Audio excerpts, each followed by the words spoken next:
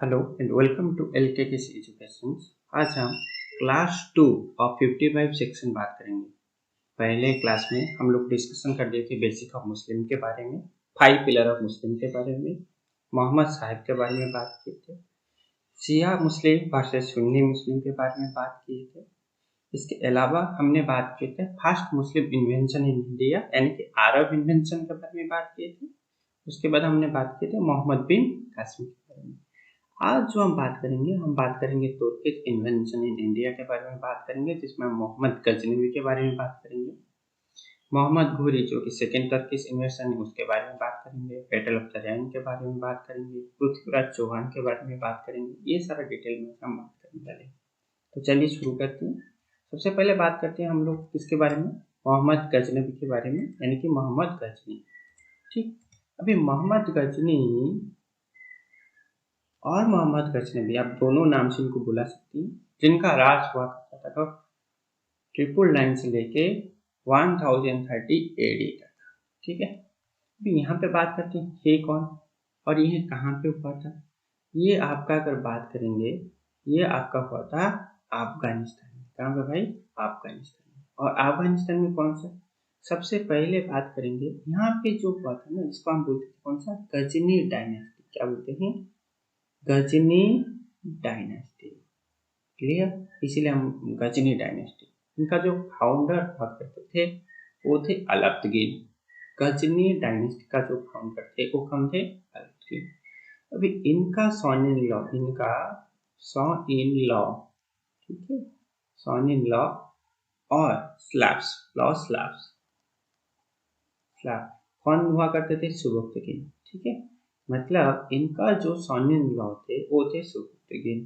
ठीक है, अलाउद्दीन का। और इनका जो बेटा है, इनका जो सन है ना, इनका जो सन वो कौन है भाई?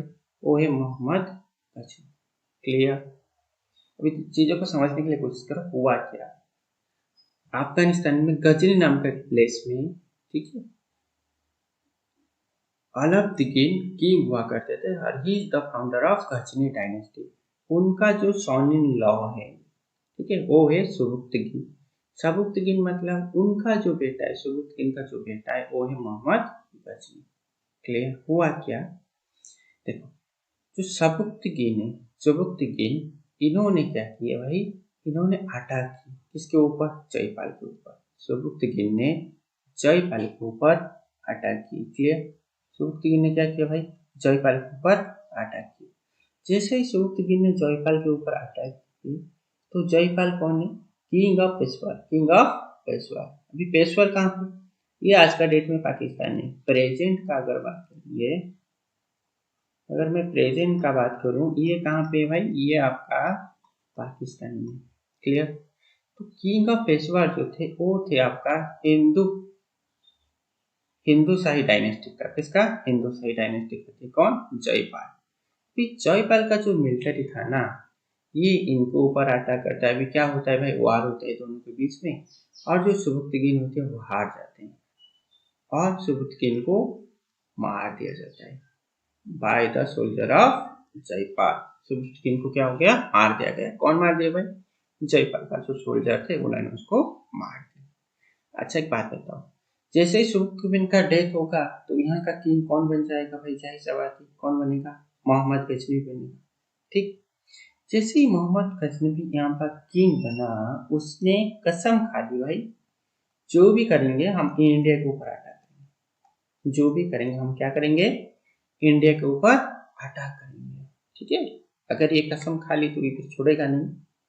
ठीक? इसने कसम खा ली, जो भी होगा हम क्या करेंगे भाई? इंडिया के ऊपर अटैक करेंगे। ठीक है, जैसे ही इसने 1000 AD में, कब का बात कर रहे हैं भाई? 1000 AD में। क्लियर? पहला अटैक करता है मोहम्मद गजनी। 1000 AD में पहला अटैक करता है मोहम्मद गजनी। लेकिन जो जयपाल है ना भाई, कौन है भाई? जयपाल इस वार को जीत लेता है। वो इन जयपाल। तो डिफीट कौन हो गया भाई? डिफीट हो गया मोहम्मद गजनी। और ये क्या चला गया? आपस चला गया। लेकिन ये चुप नहीं बैठा थी। सोच लो, ये चुप नहीं बैठने वाला। 1001 AD में इसने दोबारा अटैक किया। 1001 AD में इसने दोबारा अटैक किया। कौन? गजनी ने। और किसको हरा दिया भाई? जयपाल को हरा दिया। और इतना बुरा तरफ से जयपाल को हरा दिया और इतना अपमान कर दिया किसका? जयपाल का। ठीक है, इसने क्या कर दिया भाई? जयपाल सुइसाइड ही कर दिया। समझ में आ रहा है ना? इतना बुरी तरह से इसके ऊपर अटैक किया, इतना बुरी तरह से इसको परेशान कर दिया ना, इसने खुद क्या कर दिया भाई? इसने कर दिया सुइसाइड। क्लियर? अभी दूसरा, ये बहुत इंपॉर्टेंस है भाई, जितना इंपॉर्टेंस है देखो भाई, ये तो 17 बार अटैक किया, सारा चीज तो नहीं इंपॉर्टेंस होता है, कुछ चीजें इंपॉर्टेंस होता है जिसके बारे में हम बात करेंगे। 1006 एडी में इसने नागरकोट टेम्पल जो कि हिमाचल प्रदेश में, इसके ऊपर अटैक किया और इसको लूट लिया। पहला, समझ में आया? क्लियर? दूसरा, 1006 एडी में इसने आनंदपाल को हराया। अभी आनंदपाल कौन है भाई? Son of Jaipal. समझ में आया? Son of Jaipal. अगर हम आगे बढ़ेंगे, 1011 से लेकर 12 के बीच में इसने बहुत ही बार मथुरा एंड उज्जैन के ऊपर अटैक किया, बहुत बार अटैक किया मथुरा एंड उज्जैन के ऊपर। क्लियर? इसके बाद मेनली देखो, उसके बाद क्या है ना, ये भी थोड़ा इंपॉर्टेंट है इसलिए मैंने लिखा हूँ। 1014 एडी में ये थानेश्वर महादेव टेम्पल, इसका बात करें भाई, थानेश्वर महादेव टेम्पल जो कहाँ पे? जो कुरुक्षेत्र हरियाणा पे। कहाँ पे भाई? कुरुक्षेत्र हरियाणा पे। इसके ऊपर अटैक किया और इसको भी लूट लिया। क्लियर? पहला। दूसरा चीज ये भी समझ लो, ये बहुत इंपॉर्टेंट है भाई, बहुत बार प्रीवियस ईयर क्वेश्चन में आ चुका है, ये तो एक ही बार आया लेकिन ये 2-3 बार आ चुका है। हुआ क्या? 1025 एडी में इसने सोमनाथ टेम्पल जो कि कहाँ पे है भाई? गुजरात पे है। सोमनाथ टेम्पल जो कहाँ पे? गुजरात पे है, उसके ऊपर अटैक करता है। और उस टाइम में वहां पे जो किंग थे वो थे आपका भीम फास्ट, जिसको बोला जाता है कौन सा डायनेस्टी का है? चालुक्य डायनेस्टी। ठीक है, चालुक्य डायनेस्टी का क्या थे? भीम फास्ट। ठीक है, गुजरात का किंग। इन दोनों के बीच में वार होता है और इसने क्या करता है? गुजरात टेम्पल को ही जितना भी था, गुजरात टेम्पल को तोड़ देता है। मेन जो चीजें यहाँ पे देखो, ये जो है ना भाई, आपका ऐसा कौन है भाई? मोहम्मद गजनी। इसमें क्या करता है? जनरली टेम्पल को लूटता है। किसको लूटता है? टेम्पल को। क्यों? Why temple? अभी ये जानने के लिए आपको बेसिक जानना पड़ेगा। ठीक है, जो कि फर्स्ट पिलर ऑफ मुस्लिम है। हमने बात की थी कलमा के बारे में, जिसमें ये बोला जाता है वहां पे, यानी कि इस्लाम पे, इसमें बात करते हैं तो इस्लाम पे मूर्ति पूजन अलाउ नहीं है। मूर्ति पूजा यानी भाई अलाउ नहीं है। पहला चीज समझ में। क्लियर? लेकिन यहाँ पे क्या है? मूर्ति पूजन अलाउ। समझ में आया? दूसरा चीज क्या है? टेम्पल में बहुत सारा गोल्ड रखा जाता है, उस गोल्ड को लूटना। यानी कि अगर कोई मुस्लिम, यानी कि कोई मुस्लिम इन्वेंशन होगा, ज्यादातर किसके ऊपर अटैक होगा भाई? टेम्पल के ऊपर अटैक होगा। क्यों टेम्पल के ऊपर हम ज्यादातर अटैक करेंगे? क्योंकि टेम्पल के ऊपर अगर हम अटैक करेंगे ना, देन हम बहुत सारा बेनिफिट मिल जाता है। अगर हम टेम्पल के ऊपर अटैक करेंगे तो हमें क्या मिल जाता है भाई? बहुत सारा बेनिफिट। पहला बेनिफिट क्या होगा मुस्लिम को? पहला बेनिफिट तो ये होगा कि मूर्ति पूजन खत्म हो जाएगा, जो वो बिल्कुल नहीं चाहते, वो चाहते मूर्ति पूजन जितना जल्दी खत्म होगा अच्छा है। दूसरा क्या है? मंदिर में बहुत सारा गोल्ड है, वो भी वो लेके जाएंगे। क्लियर? मतलब इसके चलते इन्होंने पहले क्या किया भाई? सोमनाथ टेम्पल गुजरात को लूट किए। और ये डेट याद रखना बहुत इंपॉर्टेंट है, एग्जाम में आता है तो ये डेट को याद रखना। 1025 एडी में थानेश्वर महादेव टेम्पल को भी लूट किए। इसके अलावा नागरकोट टेम्पल को भी लूट किए। क्लियर? अभी मैं लूट वाट यूज कर रहा हूँ क्योंकि यहाँ पे जितना भी गोल्ड है वो अपने साथ लेके जाते हैं। ठीक है, अच्छा, लूट लिए सोमनाथ मंदिर को और गोल्ड लेके जा रहे थे। समझ में आ गया? क्या लेके जा रहे थे? गोल्ड। अभी गोल्ड मतलब क्या है? गोल्ड कॉइन होगा, गोल्ड का ज्वेलरी होगा। इसके अलावा जो मेन चीजें था ना, एक गोल्ड का दरवाजा था सोमनाथ टेम्पल, पूरा गोल्ड का दरवाजा था।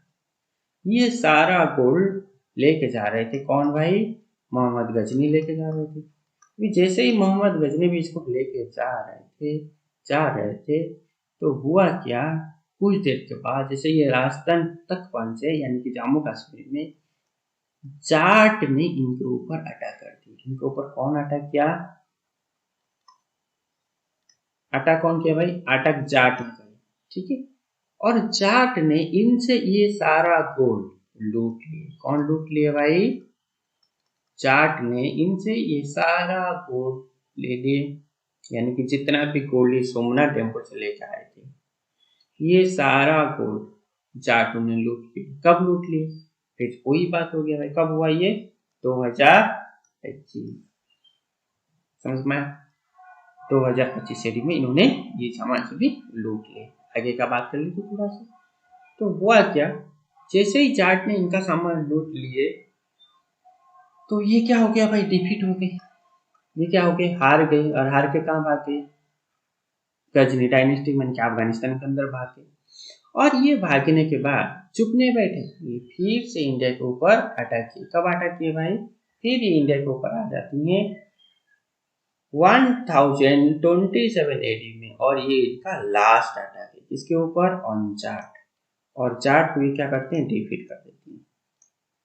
जाट को डिफीट करते हैं कौन? मोहम्मद गजनवी। और ये इनका इंडिया के ऊपर लास्ट अटैक है। क्यों भाई? माना जाता है जब जाट ने इनके ऊपर अटैक किए थे, इनका बहुत ज्यादा सीरियस इंजरी हो गया था। और इतना ज्यादा सीरियस इंजरी हो गया था, 3 साल तक इन्होंने बेड पे पड़े। और 1030 एडी में इनका देहांत हो गया। कब मर गए? 1030 एडी में। क्लियर? अभी उस टाइम में कुछ राइटर भी हुआ करते थे। उस टाइम में कुछ राइटर थे, ठीक है। एक का नाम है क्या? ऑल बेरूनी। इन्होंने बुक लिखे, जिस बुक का नाम है आपका किताब उल हिंद। क्या नाम है? किताब उल हिंद। ऑल बेरूनी ने एक बुक लिखे उस टाइम में, इसका नाम है किताब उल हिंद, ठीक है। तो ये जो किताब उल हिंद है, इस बुक में क्या लिखा गया है? माना जाता है उस बुक में लिखा गया है सोशल स्ट्रक्चर। सोशल स्ट्रक्चर क्या लिखा गया है? इंडिया का जो सोशल स्ट्रक्चर। इस बुक में ये लिखा गया है कि जब ये 2025 में एडी में सोमनाथ मंदिर के ऊपर अटैक किए थे, ठीक है, 2025 एडी में सोमनाथ मंदिर के ऊपर अटैक किए थे, उस टाइम में जो शूद्र है, जो जिनका कास्ट बहुत छोटा है, यानी कि शूद्र कास्ट का जो लोग है, उन लोग को वेद पढ़ने के लिए अलाउ नहीं किया गया था, ना वेद सुनने के लिए अलाउ किया गया था। वो लोग वेद नहीं पढ़ पाएंगे, वेद नहीं सुन पाएंगे, ठीक है। इसके अलावा ये बोला जाता था कि ब्राह्मण लोग का बहुत ज्यादा दबदबा था, ठीक है। ये कुछ बुक से आपके पास बुक का नाम ही याद रखना है। ऑल बेरूनी जो बुक लिखे हैं किताब उल हिंद, जिसमें सोशल स्ट्रक्चर के बारे में बात किया गया है, इंडिया का सोशल स्ट्रक्चर के बारे में बात किया गया है, ठीक है ना। इंडिया का सोशल स्ट्रक्चर के बारे में बात किया गया है। इसके बाद पृथ्वी सिंह बुक लिखते हैं शाहीनामा। और ये जो बुक है, इसमें लिखा गया है मोहम्मद गजनवी के बारे में लिखा गया है। इसके अलावा कौन सा भाई? तारीखी सुबुक्तगीन। और ये जो तारीखी सुबुक्तगीन है, ये क्या है? बायोग्राफी ऑफ सुबुक्तगीन, ठीक है। मेनली जो चीजें याद रखना है, मोहम्मद गजनी जो है ना, ये hold the title of sultan and ghazi by self. Hold the title of sultan and ghazi. सुल्तान तो भाई किंग को बोलेंगे, गाजी कौन होगा? गाजी एक ऐसा पर्सन है जो किल करता है किसको भाई? काफिरों को। किसको किल करता है? काफिर को। और काफिर कौन है? जो नॉन मुस्लिम है, जो कलमा पर बिलीव नहीं करते, वो काफिर है, ठीक है। गाजी एक ऐसा पर्सन है जो किल करता है काफिरों को। काफिरों बोलेंगे तो जो नॉन मुस्लिम है, उनके बारे में हमने यहाँ पे बात कर रहे हैं। क्लियर यहाँ तक? ठीक है। तो ये आपका क्या था? ये आपका मोहम्मद गजनी के बारे में बात की थी, ठीक। उसके बाद थोड़ा आगे बढ़ते हैं। मोहम्मद गोरी, देख लो, एक चीजें समझ लो। मोहम्मद बिन कासिम जो था, उसका मेन मतलब क्या था? मोहम्मद बिन कासिम जो था, ठीक है, एमबीक्यू, उसका मेन मतलब था क्या करना भाई? उसका मेन मतलब था इस्लाम का प्रचार करना। क्लियर? ठीक है। मोहम्मद गजनवी का अगर बात करेंगे, उनका मेन मकसद क्या था? उनका मेन मकसद था लूट लेना, लेकिन इनका क्या है भाई, इनका है राज्य विस्तार करवाना। किनका? मोहम्मद घोरी का। ये चीज समझ लो। मतलब वो लोग तो इंडिया में रुकने के लिए नहीं आए थे, लेकिन मोहम्मद घोरी का मतलब था कि राज्य का विस्तार करवाना। क्लियर? और ऐसे में क्या है, ये भी अफगानिस्तान का सुल्तान है, बादशाह है, ठीक है। इसमें क्या है ना, ये फास्ट अटैक है इंडिया के ऊपर। कब अटैक किया भाई? 1175 एडी में, पहली बार 1175 एडी में ये ऑन मुल्तान अटैक किया। किसके ऊपर अटैक किया? मुल्तान के ऊपर अटैक किया। क्लियर? अच्छा, दोबारा इसको दिमाग में यह आ गया, मोहम्मद गजनी जो था इसने 17 टाइम इंडिया के ऊपर अटैक किया भाई, 17 बार इंडिया के ऊपर अटैक किया। ऐसा क्या है इंडिया में इसने 17 बार अटैक किया? जब उसको ये समझ में आ जाता है कि यहाँ पे जो मंदिर है, जो टेम्पल है, वहां पे बहुत सारा गोल्ड है, इसने एक प्लान बनाता है। और 1178 एडी में घोरी जो है ये अटैक करता है सोमनाथ टेम्पल के ऊपर। क्लियर? अभी चीजों को समझने के लिए कोशिश कर। घोरी अपना सोल्जर लेके जाता है, जो कि मोहम्मद घोरी बहुत सारा सोल्जर लेके जाता है भाई, किसके ऊपर अटैक करने के लिए?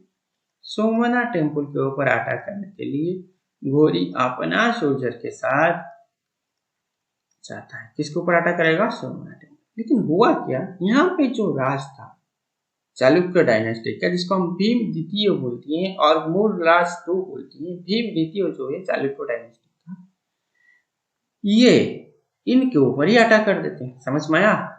तो ये क्या करते हैं, इनके ऊपर ही अटैक कर देते हैं और घोरी को डिफीट कर देते हैं। घोरी को डिफीट करते हैं। और जैसे ही घोरी को यहाँ पे डिफीट करते हैं तो घोरी क्या करता है भाई? भाग जाता है। कहाँ भाग जाता है? अपने अफगानिस्तान भाग जाता है ये घोरी जो है, ठीक है। घोरी अफगानिस्तान भागता है, उसके साथ साथ एक दूसरा स्टोरी यहाँ पे शुरू हो जाता है। ये चीज समझ लो, क्योंकि यही स्टोरी यही आपको आगे बात करेगा कि इंडिया में मुस्लिम का शुरुआत कैसे हुआ। सोचो उस टाइम में दिल्ली का अगर बात करेंगे, दिल्ली अजमेर इस पर्टिकुलर एरिया का अगर बात करेंगे, वहां पे जो किंग थे ना, ये थे पृथ्वीराज चौहान। आप लोग को इनके बारे में तो बहुत ज्यादा पता होगा, बहुत ज्यादा सीरियल भी आ चुका है पृथ्वीराज चौहान, ठीक है। और ये पृथ्वीराज चौहान जो है, इनको राय पिथौरा बोला जाता है। इसके अलावा ये बोला जाता है इनको, ठीक है, पृथ्वीराज थर्ड भी बोला जाता है। क्लियर? इनका जो शासन काल था वो 1178 से लेके 1192 तक था। अभी बात करते हैं, इनको भाई प्यार हो गया, इससे प्यार हो गया, संजू गीता से प्यार हो गया। और ये कौन है? ये भाई राजा जयचंद, जो कि कन्नौज का है। कन्नौज बोलेंगे तो कहाँ पे? यूपी। राजा जयचंद कन्नौज का है। कौन सा? पोला डायनेस्टिक का है, ठीक है। पाल डायनेस्टिक, सॉरी, पाल डायनेस्टिक का है। किसका है? पाल डायनेस्टिक का है, ठीक है। पृथ्वीराज चौहान अभी प्यार कर रहा है किसको? संजू गीता को। अभी बात ये हो गया कि इन दोनों का तो प्यार हो रहा है, लेकिन राजा जयचंद को ये पसंद नहीं आया। किसको पसंद नहीं आया भाई?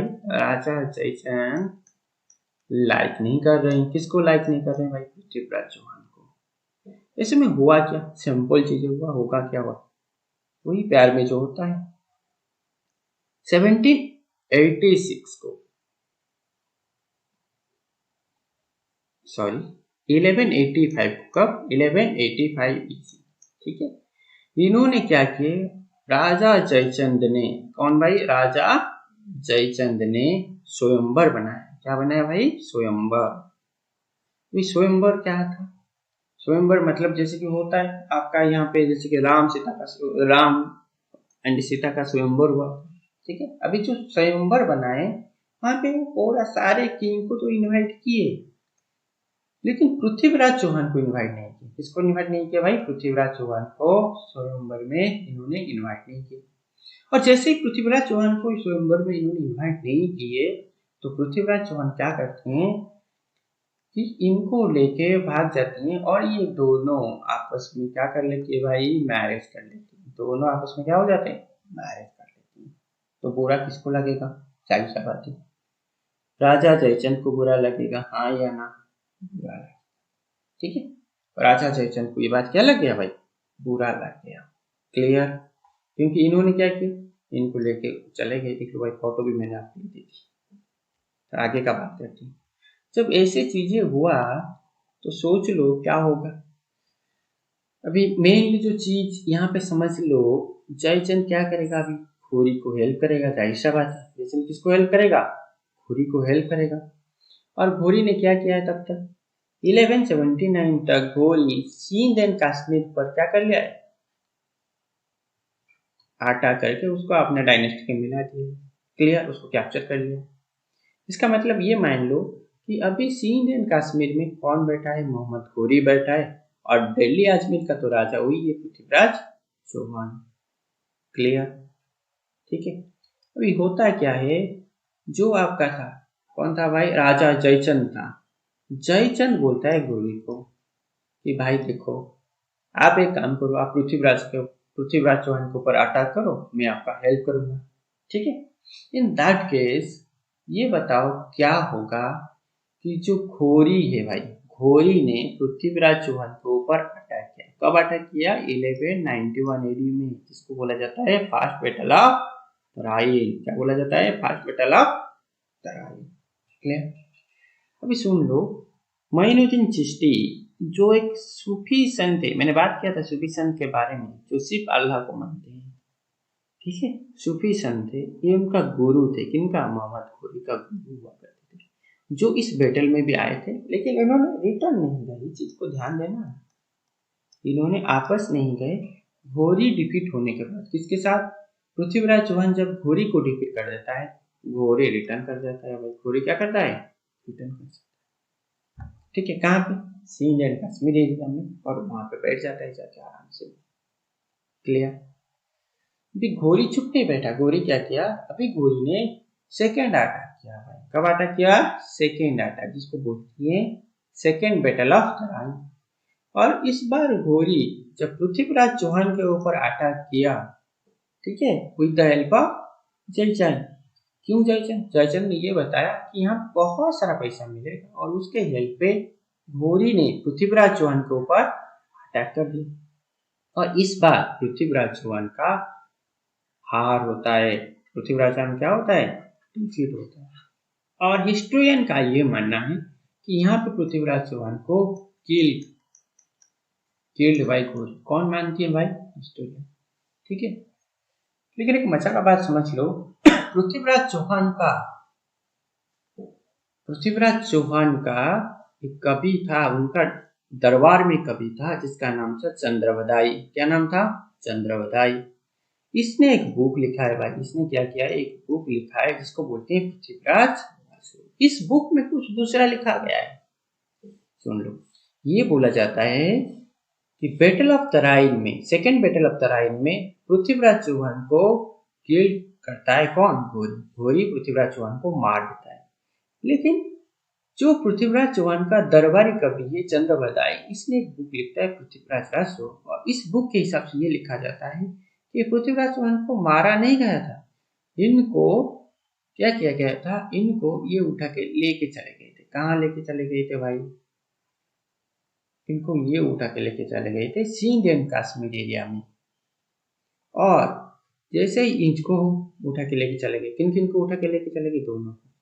अभी पृथ्वीराज रासो में एक बुक लिखा गया है कि जो पृथ्वीराज चौहान है, उनको शब्द विधिवान आता है।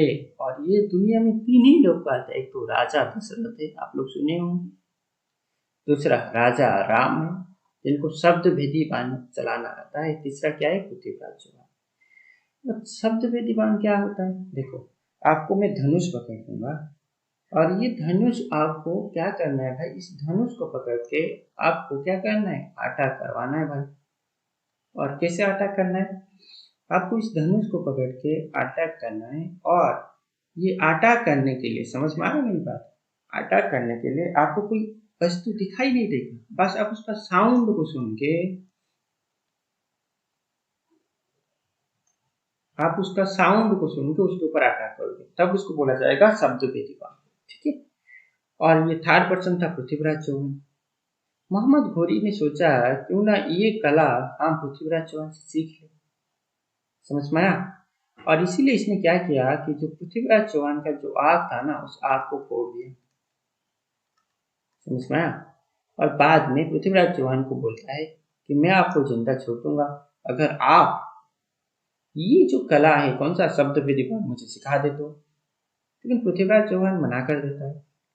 फिर चंद्रवदाई को वहां लेके आए और चंद्रवदाई को बोले कि अपना किंग को मनाओ कि वो हमें शब्द विद्वानी चलाना सिखा दे, हमें शब्द विद्वान चलाना सिखा दे। आपने किंग को मनाओ कि वो हमें क्या करे, शब्द विद्वान चलाना सिखा दे। ठीक है। और चंद्रवदाई किसको बोलता है भाई, पृथ्वीराज राज को। चंद्रवदाई बोलता है पृथ्वीराज को भाई सिखा दो। समझ में आया। जैसे ही चंद्रवदाई बोलता है पृथ्वीराज को कि सिखा दो, पृथ्वीराज बोलता है ठीक है। और हुआ ये कि जो पृथ्वीराज है, ठीक है, उनको लेकर आए और यहाँ पे बैठा है, मानते चलो यहाँ पे कौन बैठा है, घोड़ी बैठा है। यहाँ पे कौन है भाई, पृथ्वीराज है जिसने अपना धनुष पकड़ के बैठा है। और हुआ क्या, चंद्रवदाई का बोलने पर डायरेक्शन पे इसने तीर कमान संभाला और ये तीर जाके लगा किसके ऊपर, घोड़ी के ऊपर। और बोला जाता है वहां पे घोड़ी नहीं था, उसका पुतला रखा गया था। और बाद में घोड़ी बोलता है कि इस्लाम कबूल कर लो, हम आपको छूट देंगे। ये मना कर देता है और इनका देहांत किया जाता है। और ये सारा चीज इस बुक के हिसाब से, पृथ्वीराज राजू के हिसाब से। लेकिन अगर यहाँ पे हम देखेंगे तो हिस्टोरियन मानते हैं पृथ्वीराज चौहान का डेथ हो जाता है किसमें, सेकेंड बैटल ऑफ तराइन में। अच्छा बहुत बढ़िया, थोड़ा आगे और बढ़ जाते हैं। अच्छा तो दिल्ली पे किसका राज हो गया भाई, अभी दिल्ली के ऊपर शासन बन गया घोड़ी। अच्छा एक बात बताओ, जयचंद ने जो कि राजा कन्नौज था, इसको क्या बोला था घोड़ी को, बहुत सारा पैसा मिलेगा, बहुत सारा पैसा मिलेगा। क्लियर। अभी बहुत सारा पैसा मिलेगा, मिला तो नहीं। ऐसे में क्या हुआ कि जयचंद को बोला गया जितना भी बहुत सारा बोले थे ना, सारे पैसा का भरपाई करो। जयचंद मना कर देता है और इसके लिए एक वार होता है जिसका नाम क्या है भाई, बैटल ऑफ चंदावार। अभी बैटल ऑफ चंदावार जो होता है इसमें घोड़ी जीत जाता है। इसमें क्या होता है भाई, घोड़ी जीत जाता है। क्लियर। ठीक है। ऐसे में क्या हो गया, घोड़ी का एम्पायर यहाँ पे इंडिया में बन गया। कुछ पॉइंट आपको और भी रिमेम्बर रखना है, बहुत इंपॉर्टेंट पॉइंट है। सबसे पहला पॉइंट का अगर बात करें, 1193 एडी में घोड़ी दिल्ली को अपना कैपिटल बनाया, पहला। दूसरा, और कैपिटल बहुत बार चेंज होंगे, इतना जरूरी नहीं है। दूसरा ये इंपॉर्टेंट है, the only rural issue Lakshmi time का।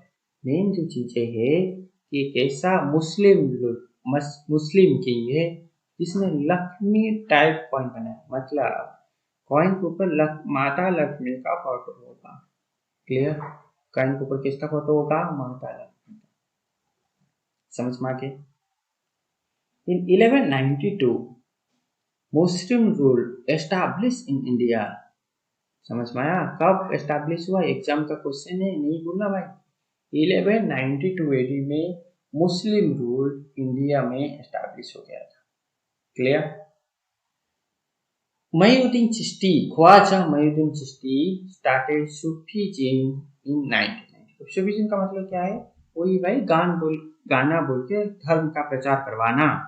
वो कब स्टार्ट हुआ, 1992 में। मतलब और एक बार बता दे रहे हैं, सिंग कर करके मुस्लिम का प्रचार करवाना, मुस्लिम रिलीजन का। चलो बहुत बढ़िया। जैसे में घोड़ी का देहांत होता है, कब होता है भाई, 1206 एडी में। उसका कोई बेटा नहीं था, सन तो कोई नहीं था। घोड़ी अपने साथ बहुत सारा स्लेव रखता था और इनमें से 4 स्लेव को बहुत ज्यादा फेवरेट हुआ करते थे। किसका, घोड़ी का। एक का नाम था बख्तियार खिलजी, एल्दोज, कुबाचा, कुतुबुद्दीन ऐबक। ठीक है, ये 4 उनका क्या थे भाई, फेवरेट स्लेव्स थे। ठीक है ना, फेवरेट स्लेव्स। इनमें से अगर हम बात करेंगे ना, कुतुबुद्दीन ऐबक जो था, इसने बहुत ज्यादा हेल्प किया था यार बैटल ऑफ चंदावार में, बहुत ज्यादा हेल्प किया था। किसका, घोड़ी का। अभी इन चारों का एक बार थोड़ा थोड़ा समझ लो। सबसे पहले बात करते हैं बख्तियार खिलजी का।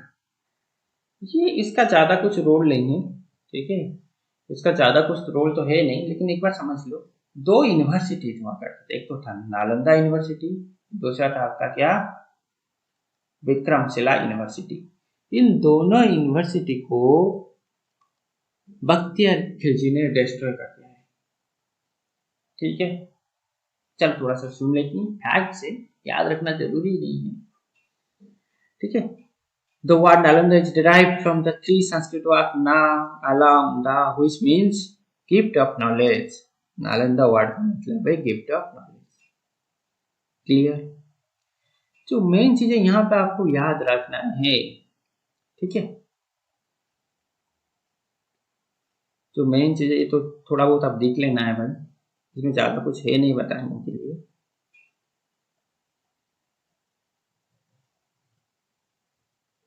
ठीक है, उस टाइम में इतना सारा स्टूडेंट हुआ करता था, उस टाइम में 10,000 स्टूडेंट थे, 2,000 टीचर्स थे, बाकी जगह से Korea, Japan, China, Tibet, Indonesia, Iraq, Greece, Mongolia से पढ़ने के लिए आते हैं। गुप्ता डायनेस्टी से बनाया गया था।